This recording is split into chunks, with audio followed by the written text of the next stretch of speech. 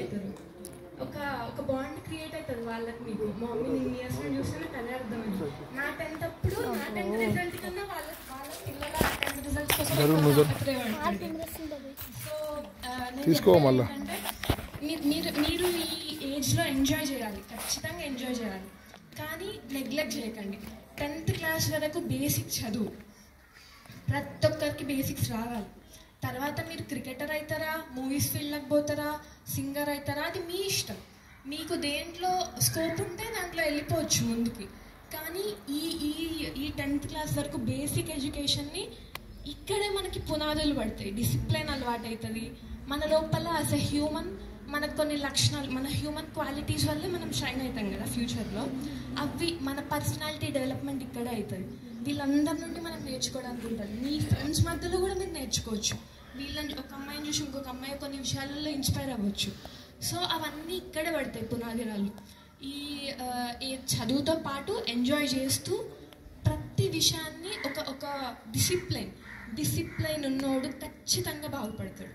Discipline అనేది ఇక్కడ అలవాటు కావాలి. ఎంజాయ్ చేయాలి కానీ డిసిప్లైన్ కూడా ఉండాలి. Physical health important. Physical health మీరు ఖచ్చితంగా ఏదో ఒకటి యాక్టివిటీ ఆడుకోవడమో ఎక్సర్సైజో ఏదో ఒకటి చేస్తే మెంటల్ హెల్త్ బాగుంటుంది. అప్పుడు కాన్సన్ట్రేట్ చేయగలుగుతారు ఎక్కువ చదువు మీద.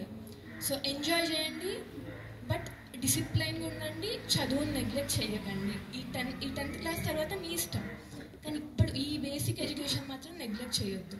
ప్రతి ఒక్కరూ బాగా అసలు మీకు అది వస్తుందా, అది మీ థింగా, మీకు ఏ దాని మీద స్కోప్ ఉంది. ఇప్పుడు నాకు 10th క్లాస్ వరకు నేను చదువుతున్న ప్రాసెస్లో నాకు సైన్స్ అంటే ఇష్టమని నాకు అర్థమైంది. అట్లా మీకు ఏది ఇష్టమో మీకు అర్థం కావాలి. అక్కడ నుండి ఆ తీగ పట్టుకొని ముందుకు వెళ్ళిపోవాలి కెరీర్లో. ఒకరికి సోషల్ అని చదువుతుంటే ఇంకా చదవాలనిపిస్తుంది, వాళ్ళకి అదే కెరీర్ అవ్వచ్చు. పెద్ద పొలిటీషియన్ కావచ్చు, అడ్వకేట్ అవ్వచ్చు, ఇంకా అలా ఆ ఫీల్డ్లో ముందుకు వెళ్ళిపోతుంది. సో మీకేది ఇంట్రెస్టో మీకు అర్థం కావాలి, మీరు ఏది బాగా చేయగలుగుతారో మీకు అర్థం కావాలి. మీ ఆక్యుపేషన్ అనేది మీ నెత్తి మీద బర్డెన్ అవ్వద్దు. మీరు ఎంచుకునే కెరీర్ మీరు ఎంజాయ్ చేస్తూ ఉండాలి. దాన్ని ఎంజాయ్ చేస్తున్నప్పుడు మీకు డబ్బులు వచ్చినా రాకున్నా నైట్ ఖచ్చితంగా కంటి నిండా నిద్ర పడుతుంది. అది చాలు. మీరు దాన్ని ఎంజాయ్ చేస్తున్నారు అనుకోండి, మీరు చేసే పనిని, మీరు ఎంచుకున్న వృత్తిని, డబ్బులు ఆటోమేటిక్గా వస్తాయి. మీరు ప్రశాంతంగా ఉంటారు, రోగాలు రావు, హ్యాపీగా ఉంటారు. అంతే. Thank you.